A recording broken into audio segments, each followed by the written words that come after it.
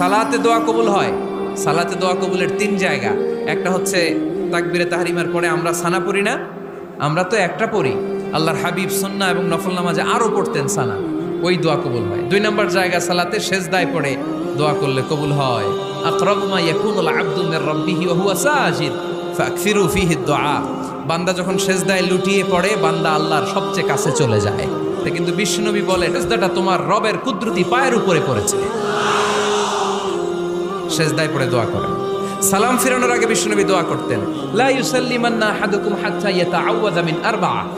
আল্লাহর হাবিব বললেন, চার জিনিস থেকে পানাহানা আছে, আমার কোন উম্মত যেন সালাম না ফিরায়। তারা যেন পড়ে, আল্লাহুম্মা ইন্নী আউযু বিকা মিন আযাবিল কবর, আউযু বিকা মিন আযাবি জাহান্নাম, আউযু বিকা মিন ফিতনাতিল মাহইয়া ওয়াল মামাত, আউযু বিকা মিন ফিতনাতিল মাসিহিদ দাজ্জাল।